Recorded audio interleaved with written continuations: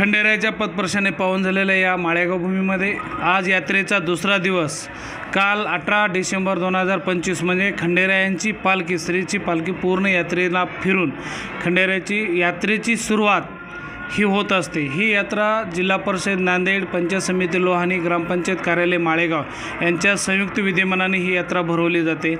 यात्रा जशी जशी वर्ष वाढत चालली तशी यात्रा वाढत चालली। त्याच्यामुळे यात्रेचं नियोजन हे जिल्हा परिषद, पंचायत समिती आणि ग्रामपंचायत अगदी काटेकोरपणे चालू आहे।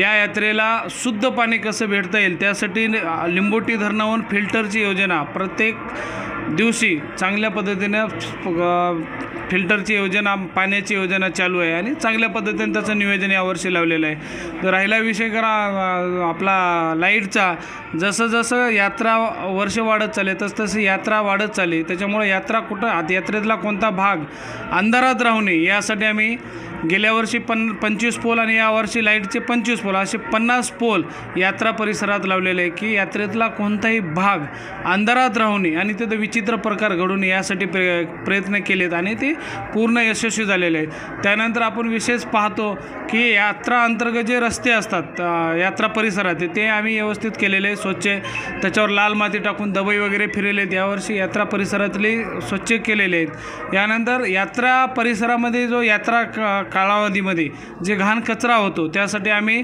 2 ट्रॅक्टर म्हणजे घंटा गाडी लावलेले आहेत की सकाळी 6 आणि संध्याकाळी 11 वाजता हे आपण पूर्ण यात्रा परिसरातले त्या 2 ट्रॅक्टरसोबत 4-4 बाया आहेत म्हणजे आपला यात्रेतला जे घाण कचरा आहे हॉटेलमध्ये होणारा वगैरे त्या ट्रॅक्टरमध्ये गोळा करून यात्रेच्या बाहेर टाकला जातो असं यात्रा असेपर्यंत।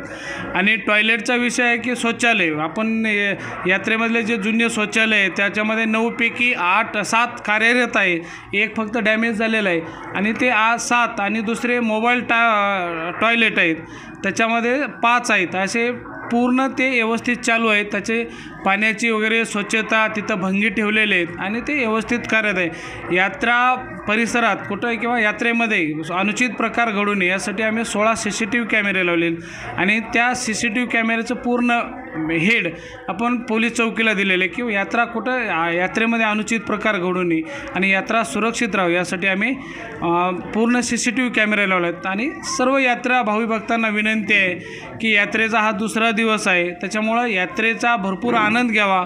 यात्रेमध्ये सगळ्या सुसुविधा दिलेल्या आहेत, सगळे नियोजनबद्ध केलेले आहे, त्याच्यामुळं सगळ्या भाविक भक्तांना इथं आल्यावर कोणत्याही पद्धतीनं त्रास होणार नाही याची जिल्हा परिषद, पंचायत समिती आणि ग्रामपंचायतीने पूर्ण काळजी घेतलेली आहे। यासाठी सर्व यात्रेकरूंनी या यात्रेचा आनंद घ्यावा।